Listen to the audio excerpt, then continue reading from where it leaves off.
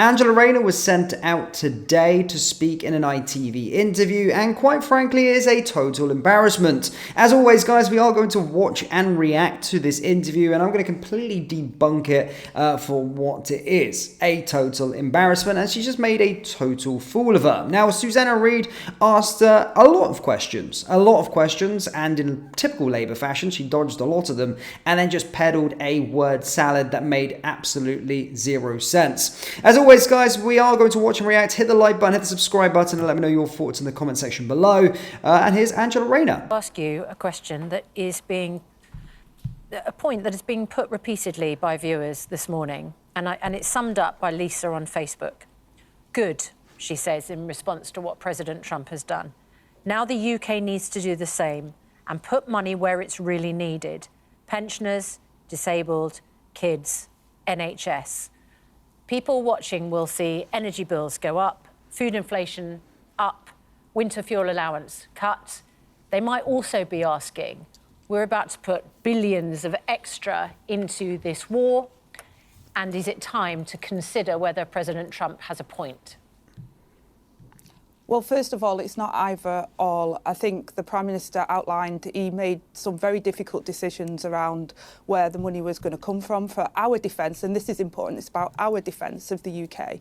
And that's why we increased our defence spending and the difficult decision to take money out of the overseas aid budget. We've invested huge sums of money into provision for children with special educational needs. Councils have had the biggest amount of increase, a real cash terms increase of around 7% from this government, recognising the austerity that the previous government gave them. Pensioners are better off than they were under the Tories because of inflation was at 11.2% at one point, which of course hits pensioners the worst. And we will put money and investment into our NHS to bring down those waiting lists, and we're already seeing some results. I appreciate that people are angry and fed up because they feel the cost of living in the pinch.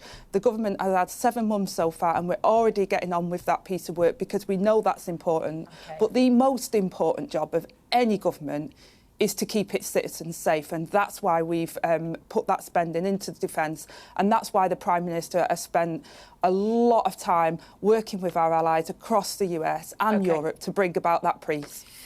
Now, there's a lot to talk about from that absolute mess. First and foremost, she swerved a lot of the questions and just sort of parroted the Labour Party line, as they always do, deflect, gaslight, all of these kind of things. But one thing that she did say, actually, that I do agree on, she said the most important job of any government is to keep its citizens safe. Absolutely. And whilst we don't have any direct threat to Russia at this moment in time, we do have a direct threat on our beaches at this moment in time. We've got loads of illegal immigrants coming over in the boatload. And again, GB News did report an exclusive stating the sheer volume of numbers that crossed the channel last week. That is a direct threat to our country at this moment in time, and something that we're not being kept safe from. We're just allowing all these unchecked illegal migrants to just come into the country willy-nilly, and we're housing them at the taxpayers' expense. So again, I agree with that line, but maybe your focuses are just focused on something completely different. In foreign lands, foreign wars, we have got a direct threat on our beaches at this moment in time that needs to be amended. So yeah, I agree with that line, but they're doing absolutely nothing about it and just focused on this situation in Ukraine. Secondly, she said the pinch. People are feeling the pinch. I don't know what world she's living in. She doesn't have a freaking clue. There's people struggling out there. It ain't no pinch, as she said there as well. She also said that pensioners are better off now than they were under the Tory party or the Tory government because inflation is down. Inflation isn't down because of Labour. Inflation was already down when Labour took office. And to try and say that pensioners are now better off because of that, they've absolutely shafted the pensioners. And continuing to do so. They currently are freezing in their homes whilst you're funding a foreign war. So none of this nonsense about that pensioners are in a better state now as well. That's just absolute horse dribble. It's absolute dog meat. It's such BS. Other things is what she was saying is just horse crap. She didn't even answer the questions around Donald Trump in typical Labour fashion. And to be fair, she's got a script right in front of her and she has to answer exactly what the puppet masters have put in front of her and toe that line completely. Now, again, I just want to revisit the situation with regard to defence. I absolutely do believe that our defence budget should go up. I do think it's about time that the military did get a bigger spending. And of course, we did start to invest into our armed services. However, we shouldn't be sending our armed services out to Ukraine. That should not be happening. That should never be the answer. That is not what we want as British people, if you actually ask us. And again, we're not going to have a vote or a say on whether we want our troops to go out to Ukraine. I've got a better idea. We increase the spending to the defence, absolutely. I agree that the armed forces should get some more spending and more investment back into them. And guess what? Give them a new job.